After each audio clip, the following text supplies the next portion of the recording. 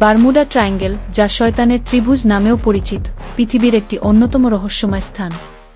এটি আটলান্টিক মহাসাগরের একটি অংশ, যেখানে বিভিন্ন জাহাজ ও উড়োজাহাজ অদৃশ্য হয়ে গেছে।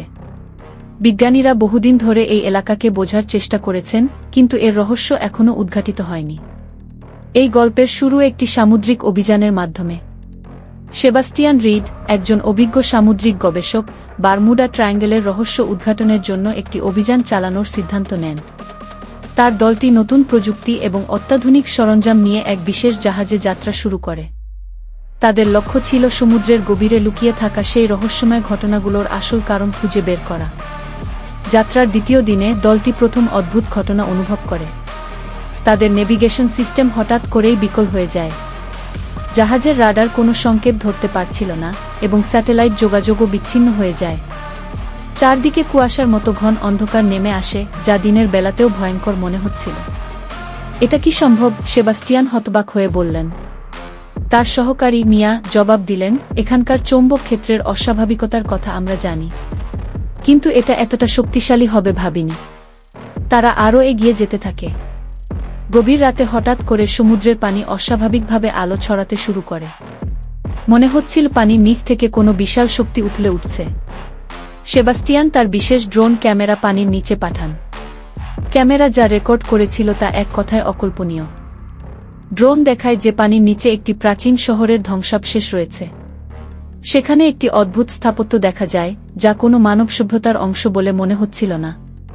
ধ্বংসাবশেষের মাঝখানে একটি উজ্জ্বল বস্তু দেখা যাচ্ছিল, যা ক্রমাগত আলো ছড়াচ্ছিল। এটা কি হতে পারে? মিয়া বিস্মিত হয়ে জিজ্ঞেস করলেন। সেবাস্টিয়ান জবাব দিলেন, আমি নিশ্চিত নই, তবে এটা কোনো প্রাকৃতিক বস্তু নয়।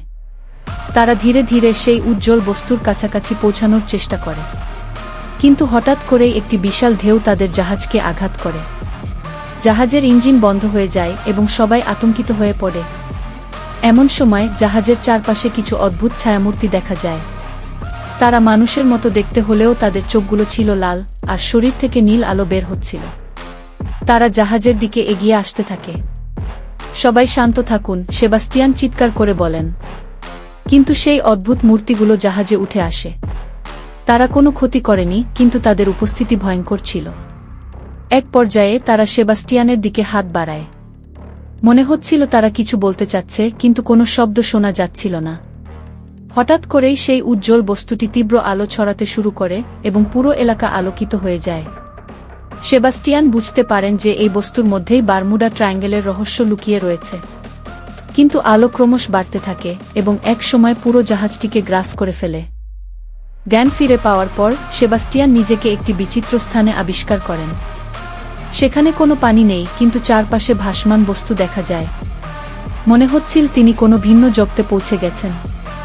সেখানে একটি কণ্ঠ শোনা যায়, যা বলে, তুমি এখানে এসেছো কারণ তুমি সত্য খুঁজতে চেয়েছ, কিন্তু সত্য সবসময় মঙ্গলজনক নয়। সেবাস্টিয়ান অবাক হয়ে জিজ্ঞেস করেন, তাহলে বারমুডা ট্রায়াঙ্গেলের আসল রহস্য কি? কণ্ঠটি উত্তর দেয়, এই স্থানটি পৃথিবীর এক প্রাচীন শক্তির উৎস। এটি এমন একটি জায়গা যেখানে ভিন্ন মাত্রার শক্তি পৃথিবীর সঙ্গে মিলিত হয়। যারা এই জায়গায় প্রবেশ করে তারা কখনো ফিরে আসতে পারে না। এরপর হঠাৎ করেই সবকিছু অন্ধকার হয়ে যায়। যখন সেবাস্টিয়ানের জ্ঞান ফেরে, তিনি একটি হাসপাতালে ছিলেন। তার দলের অন্য সদস্যরা তাকে জানায় যে তারা একটি বিশাল ঢেউয়ের পর সেবাস্টিয়ানকে অজ্ঞান অবস্থায় উদ্ধার করেছে। কিন্তু মজার ব্যাপার হলো, তাদের রেকর্ড করা কোনো ফুটেজে সেই উজ্জ্বল বস্তুর অস্তিত্ব পাওয়া যায়নি। সেবাস্টিয়ান জানতেন তিনি যা দেখেছেন তা বাস্তব, কিন্তু বারমুডা ট্রায়াঙ্গেলের রহস্য নিয়ে আর কারো সঙ্গে কথা বলতে তিনি সাহস করেননি। কারণ এই রহস্য হয়তো পৃথিবীর সাধারণ মানুষের জানার জন্য নয়।